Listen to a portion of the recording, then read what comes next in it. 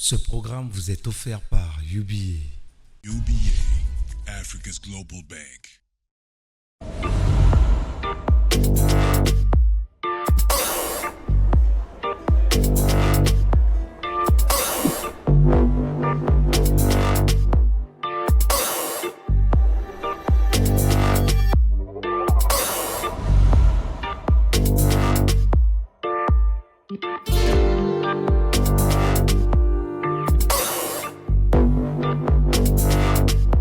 Monsieur Gildas Nzengue, bienvenue. Merci beaucoup pour l'invitation, Madame Modeste. Vous êtes un habitué de la maison. Oui, je suis déjà venu dans cette émission. Cela nous fait plaisir. Alors, comment valoriser les droits des usagers des banques? C'est notre thématique. On y va droit au but. Dites-nous, Monsieur Gildas, quels sont les droits fondamentaux? On sait qu'il y en a plusieurs. Mais citez-nous quelques-unes de ces lois fondamentales. Quels sont les droits fondamentaux des consommateurs dans le secteur bancaire? D'accord. Alors, il faut savoir que dans le secteur bancaire, on a un règlement d'abord. Le règlement qui a été pris en 2020, qui est au 30 juillet 2020, qui est le règlement numéro 1/020 relatif à la protection des consommateurs des produits et services bancaires dans la CEMAC. Donc, dans la CEMAC, on a un texte. Maintenant, qu'est-ce qu'il faut retenir? On peut retenir de ce texte très rapidement. On peut retenir que les consommateurs, donc les clients des banques, on les appelle aussi les établissements assujettis, ont des droits. L'un des droits que les consommateurs doivent savoir, donc les clients de banque, c'est le droit à l'information, le droit à la transparence. Vous êtes client d'une banque, la banque doit vous donner toutes les informations en lien avec le produit, le service qu'elle vous offre. Donc, je prends un exemple, vous ouvrez un compte, la banque doit vous expliquer comment ce compte fonctionne, vos droits à la réclamation, vos droits, etc., etc. Donc, la banque, face au client, le client est ce qu'on appelle un consommateur, donc la partie qui connaît moins, qui a moins de connaissances par rapport au produit, la partie profane. Donc, c'est au professionnel, la banque, de donner toutes ces informations afin que le client prenne des décisions raisonnées, des décisions réfléchies par rapport aux produits que lui offre la banque en toute connaissance de risque. Donc, on retient l'information et la transparence. L'information et la transparence. La transparence, pourquoi? Parce que la banque, lorsqu'elle fixe sa tarification, ses tarifs, le client doit pouvoir, le consommateur bien sûr, doit pouvoir connaître cette tarification même avant d'avoir signé cette convention d'ouverture de compte. Donc la transparence signifie que la banque doit publier dans ses supports de communication, notamment dans les agences d'établissement, elle doit afficher dans les agences d'établissement les conditions principales de fonctionnement des comptes. Elle doit aussi les afficher sur les sites internet des banques. Donc, elle doit afficher ces conditions afin que le client puisse connaître la tarification qui va être appliquée par rapport aux services ou aux produits que va proposer la banque. Est-ce qu'il y a des garanties? C'est-à-dire que comment garantir la transparence, justement, puisque vous parlez de transparence, comment garantir la transparence des informations fournies par les banques? Parlons des frais, des conditions, des produits et tout ça. Alors, cette transparence, si on parle de tarification, cette tarification des services bancaires doit être homologuée. Elle est homologuée, elle est contrôlée par la Direction générale de la concurrence et de la consommation et de la répression des fraudes. C'est cette administration compétente-là qui doit homologuer. Si vous allez dans une banque, vous devriez pouvoir voir dans toutes les agences des banques cette tarification-là avec le cachet de la Direction générale de la concurrence et de la consommation. Il faut dire que cette tarification est valable 1 an. Donc, chaque année, les banques doivent pouvoir mettre à jour cette tarification-là. Donc, c'est la Direction générale de la concurrence et de la consommation qui homologue cette tarification. Et il faut aussi savoir que toutes les banques et les établissements assujettis sont contrôlés par le superviseur. Le superviseur, c'est la COBAC, la Commission bancaire d'Afrique centrale, qui est l'organe compétent pour surveiller l'activité du secteur bancaire dans la CEMAC, donc contrôler si les banques respectent la réglementation. Et donc, s'il y a un contrôleur, c'est-à-dire qu'en cas de non-respect de ces garanties-là, de ces conditions imposées aux banques en termes de transparence et d'information vis-à-vis des clients, s'il n'y a pas le respect de ces différentes conditions, est-ce que la banque peut être sanctionnée? Quelles sont les sanctions que l'on a au final? Bien sûr, la banque peut être sanctionnée. Elle peut être sanctionnée par la DGCC, d'ailleurs, la Direction générale de la concurrence et de la consommation, sanctionne souvent certaines banques pour manquement justement à cette devoir d'obligation, parce que certaines banques peuvent arriver qu'elles oublient d'afficher les conditions tarifaires. On a aussi la Commission bancaire d'Afrique centrale qui a un pouvoir coercitif, c'est-à-dire elle peut sanctionner les banques. Elle peut sanctionner les banques de manière pécuniaire, elle peut même aller jusqu'à retirer l'agrément délivré au directeur général d'un établissement de crédit s'il ne respecte pas ses conditions. Donc les sanctions existent. Au début de cette émission, nous avons indiqué que vous êtes le président de l'Association gabonaise des usagers des banques. Oui. Quelles sont les revendications ou les réclamations ou les remarques qui vous parviennent le plus souvent? Alors, il y en a plusieurs. On peut déjà citer des zones à désert bancaire, parce que dans un pays, il y a des zones où il n'y a pas de banque. Donc, il y a aussi un besoin que les banques s'installent dans ces zones-là. On peut également citer des prélèvements que les clients qualifient d'injustifiés. Voilà. On peut également parler des prélèvements abusifs. Donc, les clients se plaignent de ça, des prélèvements abusifs, des prélèvements, des pratiques commerciales déloyales, trompeuses. Donc, c'est surtout sur les comptes bancaires que les clients se prennent souvent. Ils ne comprennent pas souvent les libellés qui sont présentés par les banques pour justifier le motif du débit. Donc, ce sont ces types de réclamations qui font qu'il y a une incompréhension qui prouve qu'il y a une incompréhension, donc une asymétrie d'information entre le professionnel, donc le banquier, l'agent, l'employé de banque et le consommateur qui ne comprend pas souvent aussi les libellés qui sont mis en place par la banque pour essayer de justifier un débit. Donc c'est ce type de réclamation qui revient le plus souvent. On a également les réclamations des débits à tort. Les débits à tort, c'est le fait que vous allez dans une banque, vous faites un retrait, l'argent ne sort pas, mais votre compte est débité. Ça, c'est une problématique qui revient le plus souvent. Et il y a aussi, il faut dire que les clients aussi se plaignent du fait que les GAB sont souvent en panne, les GAB sont hors service, etc. etc. Donc, en général, c'est ce type de plaintes, de complaintes qui reviennent souvent de la part des consommateurs des services bancaires et financiers du Gabon. Et en tant qu'observateur, quel regard vous portez sur la relation banque-client? Est-ce que le dialogue est fluide? Alors, la relation banque-client, c'est une relation Mm. d'abord. La banque ne peut pas exister sans client. Mais il y a des clients qui existent sans banque. Donc, ce sont les banques qui ont beaucoup plus besoin de clients. Voilà. La banque et le client, c'est comme un monsieur et sa femme. La banque, elle, c'est la femme et le monsieur, c'est le client. Okay? Le monsieur, il veut aller voir ailleurs parce que la banque, la femme, elle ne donne pas toutes les informations qu'il faut, tout ça. Donc, le client, le monsieur s'est dit, bon, moi, je vais aller voir ailleurs, mais la femme, elle veut garder son mari à la maison. Il faut que tu restes à la maison. Voilà. Donc, c'est une relation où il y a le plus souvent, la plus grande problématique, c'est le déficit d'information de la part de la banque. Le déficit d'information et l'opacité. La banque n'est pas souvent très transparente.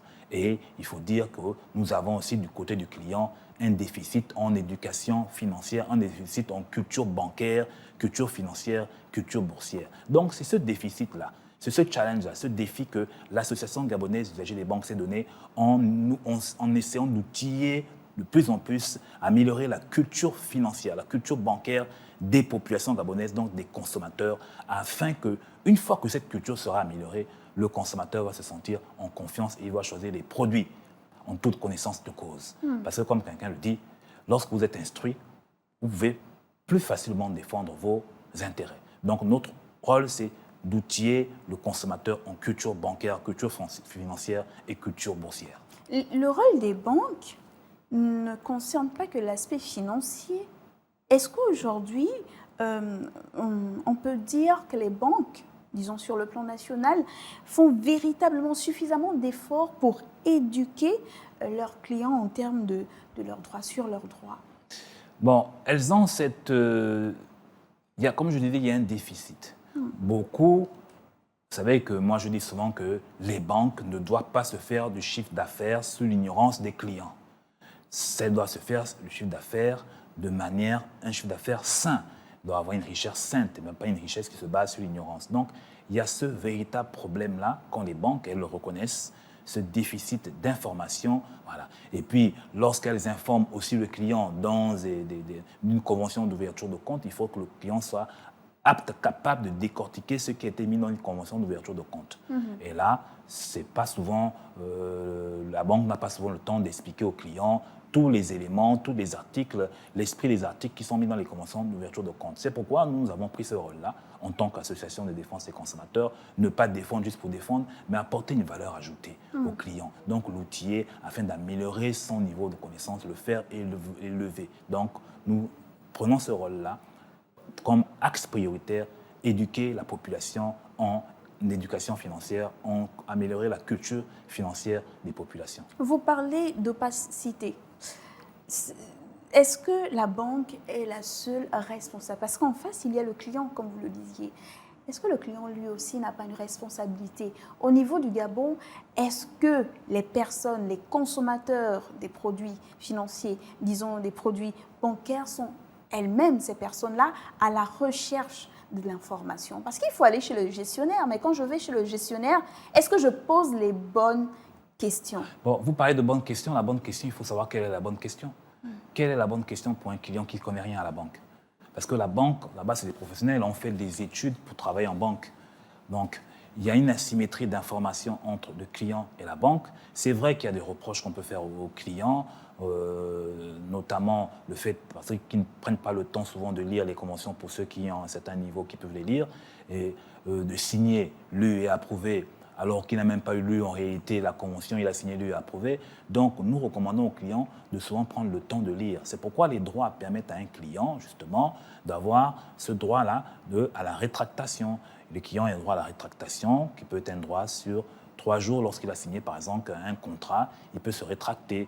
Mais pour se rétracter, il faut avoir le temps de lire. Si vous lisez, bon, il faut comprendre aussi.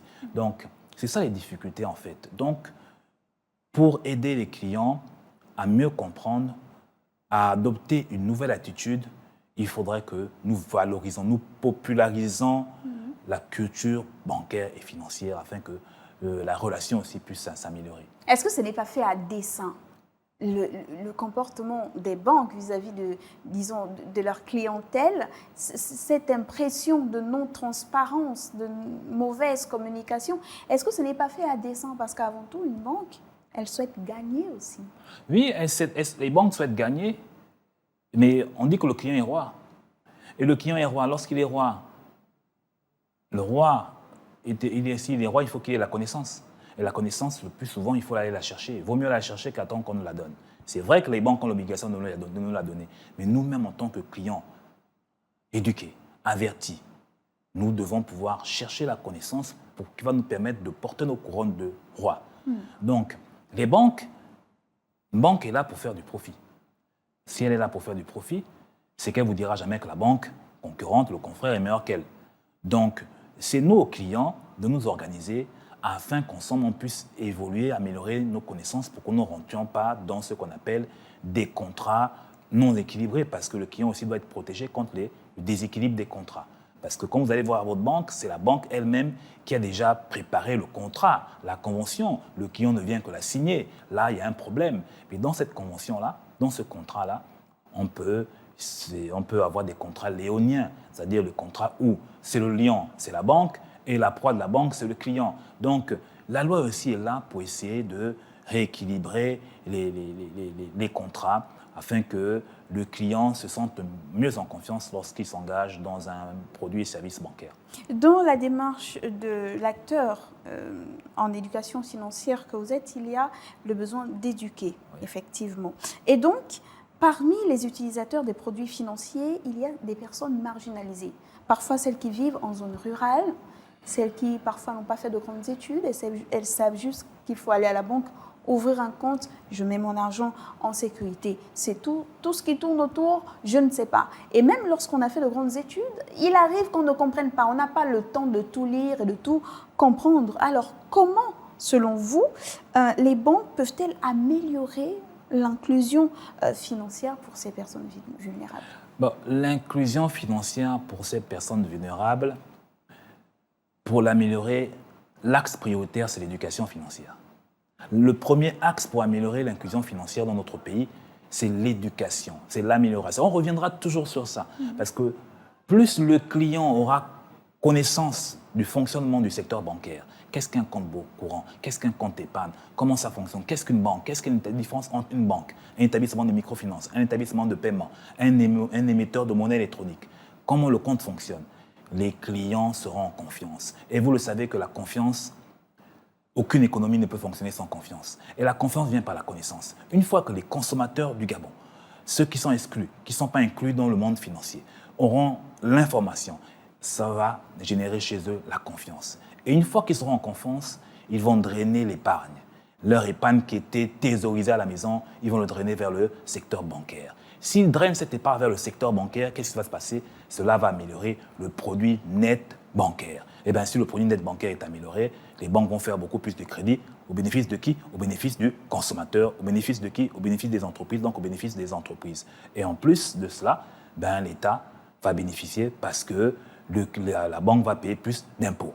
Donc, la protection des consommateurs protège aussi l'État, les banques et les clients. L'éducation financière est un axe prioritaire, est un vecteur d'inclusion financière qui va permettre que les banques gagnent, l'État gagne et le consommateur gagne. Donc la protection même des consommateurs avec les droits des consommateurs, c'est pour permettre que l'État gagne, les banques gagnent et le consommateur gagne. C'est ça réellement l'objectif et que nous ayons une place bancaire solide. Vous faites bien de parler des droits des consommateurs déjà, même. D'ailleurs, on en parle depuis le début de cette émission. Le monde bouge. Avec lui, les banques. Et l'un des outils indispensables de ce monde moderne que l'on connaît est le numérique. Alors, est-ce que les services numériques des banques respectent les droits des consommateurs en termes de confidentialité et de sécurité? Parce qu'ils ont nos données, ces banques-là. Donc, déjà, il peut arriver que l'argent disparaisse dans le compte. Il peut arriver qu'on ait un trop plein d'argent.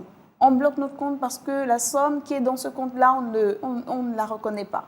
Mais à côté, il y a aussi le fait que la banque a mon nom, mon lieu de résidence, mon âge, ma profession, qui je suis. Est-ce que finalement, ça, ce n'est pas une autre difficulté qui vient s'ajouter déjà aux difficultés de départ qu'on a avec la banque en termes de transparence et d'information? Tout à fait. C'est pourquoi le législateur de la CEMAC a prévu que dans les droits portant protection du consommateur des services bancaires et financiers, quand on dit ici services bancaires, il s'agit ici des établissements assujettis à la Commission bancaire de l'Afrique centrale. Le mot bancaire ici est un mot générique.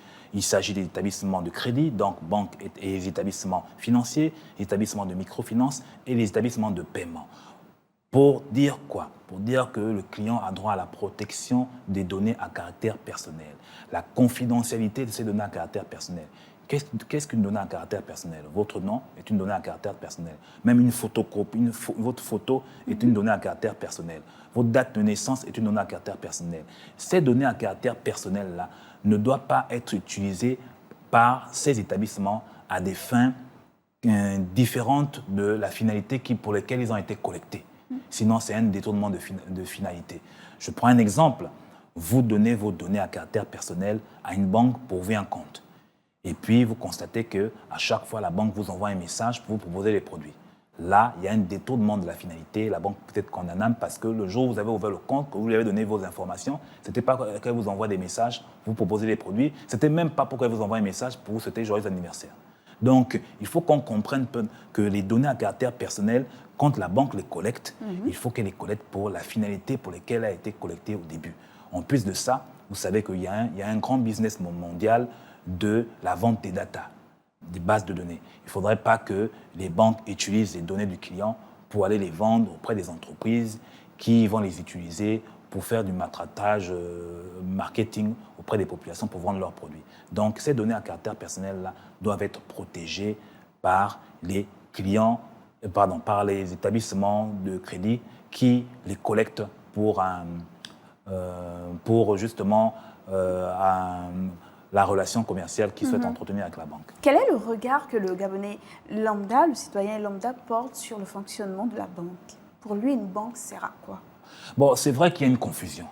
Les populations confient banque, microfinance, établissement de paiement. La banque, c'est un établissement de crédit qui effectue à titre principal et habituel les opérations de banque, collecte de l'épargne du public, octroi de crédit, mise à disposition des moyens de paiement. Et la différence d'un établissement de microfinance.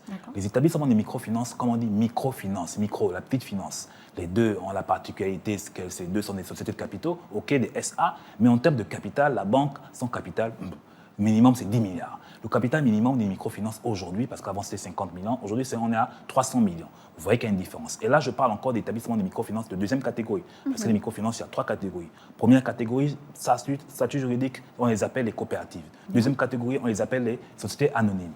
Les troisième catégorie, c'est aussi des sociétés anonymes. Mais la microfinance que les gens connaissent beaucoup le plus, c'est la microfinance deuxième catégorie qui est tout souvent confondue à la banque. Donc, les clients doivent savoir qu'il faut choisir bien l'établissement qui correspond à sa réalité financière. Vous ne partez pas dans un établissement parce qu'on voit que c'est beau, parce que non. On va dans un établissement parce que ça correspond à nos besoins. Donc, il faudrait que nous puissions expliquer le fonctionnement de chaque établissement, donc établissement bancaire, établissement de microfinance, pour que le consommateur puisse choisir l'établissement qui correspond réellement à ses besoins. Alors, vous nous avez parlé du rôle de la COBAC. Vous nous avez parlé du rôle de la loi, de façon générale, dans tout ce qui est réglementation, relation banque-client. Selon vous, quels seraient ces mécanismes-là que l'on devrait mettre en place pour aider les consommateurs à contester en termes lors des pratiques abusives, s'il fallait améliorer les choses? Alors, c'est déjà prévu. Pour contester, on a le règlement COBAC R 2020/06 relatif au traitement des réclamations des consommateurs des services bancaires. Comme je disais, bancaire ici, c'est un mot générique qui prend établissement crédit, donc banque, établissement financier, et les établissements de microfinance et les émetteurs de monnaie électronique qu'on appelle établissements de paiement. Donc, c'est mobile money. Donc, tous ces établissements-là doivent, en cas de problématique, le client a droit à une réclamation. La réclamation du client est gratuite. Et le client, quand il fait sa réclamation, s'il n'est pas satisfait, ça c'est le premier niveau. S'il n'est pas satisfait, il pourra saisir celui qu'on appelle le médiateur financier. Le médiateur financier est prévu dans le texte de protection des consommateurs de la CEMAC. Le médiateur financier a été pris en décret, le décret numéro 121, portant institution de médiateur financier en République gabonaise. Donc nous attendons cette année que le ministre de l'Économie et des Participations désigne un médiateur financier par un recrutement, par exemple une candidature publique, mais il faudrait qu'on ait un médiateur financier qui permette de continuer l'étape où le client et la banque ne sont pas entendus. Il passe maintenant de la réclamation classique, il rentre maintenant dans ce qu'on appelle le litige bancaire. Et ce litige doit pouvoir être réglé à l'amiable encore par le médiateur financier qui ne règle que les litiges à l'amiable. Et dans ce médiateur financier-là, nous avons des médiateurs financiers pour le secteur bancaire, microfinance, émetteur de monnaie électronique, qui est supervisé par la COBAC. Après, nous avons une deuxième branche, le médiateur financier pour les compagnies d'assurance, qui va être supervisé par la CIMA. Après, nous avons la troisième branche, le médiateur financier pour la clientèle qui investit sur le marché financier. Donc, ce médiateur financier doit être logé au Comité national économique et financier, le SNEF, qui est lui-même logé à la BEAC, la Banque d'État d'Afrique centrale. Avant de nous séparer rapidement, M. Gildas Nzenge, la question de l'internaute, celle d'Edouard, il écrit depuis quelque part à Libreville, il dit, est-ce que les banques ont raison de nous inviter absolument à l'épargne? Les banques ont raison de vous inviter à l'épargne. Comme je disais, celui qui n'épargne pas ne prépare mal son avenir. Il faut épargner pour préparer l'avenir. Et l'épargne, c'est quoi? L'épargne est la propriété du projet. Il faut épargner. L'épargne n'appartient pas à l'épargnant, mais elle appartient au projet. Je vous prends un exemple, vous souhaitez vous marier. Si vous souhaitez vous marier, vous mettez de l'argent de côté. Si quelqu'un vous appelle pour demander cet argent, vous l'avez donné? Non, parce que l'épargne que vous avez mis de côté, vous l'avez donné une mission à cet argent-là. Donc, épargner, on n'épargne pas pour épargner, on épargne lorsqu'on donne une mission à cet argent mis de côté. Une fois que les gens vont vous appeler, amis, connaissances, vous direz vous n'avez rien. Mais ce n'est pas que vous n'avez rien. Vous avez mis de l'argent, mais vous avez donné une mission à cet argent-là. Donc l'épargne est très importante, mais comme la culture de l'épargne n'est pas encore développée, deux fois nous comprenons un peu pourquoi les banques invitent les populations à épargner, parce que l'épargne, c'est préparer son avenir. Émission très intéressante. Merci, Monsieur Gildas Nzenge. Je rappelle que vous êtes expert en éducation financière, mais aussi et surtout président de l'Association gabonaise des usagers des banques. Nous refermons cette première partie, chers téléspectateurs. Nous allons revenir pour la seconde partie sur la même thématique. Merci d'avoir répondu présent à notre appel. Merci beaucoup, c'est moi qui vous remercie.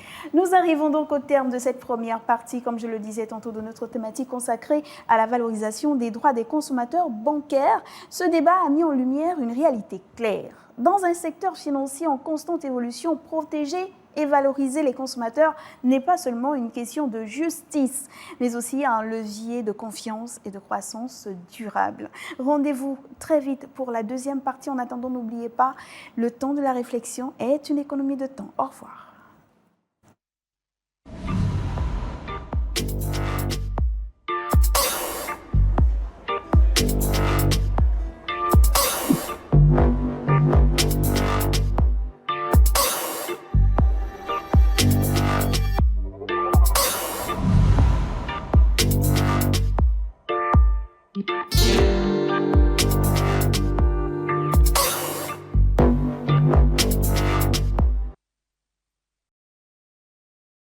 Ce programme vous a été offert par UBA. UBA, Africa's Global Bank.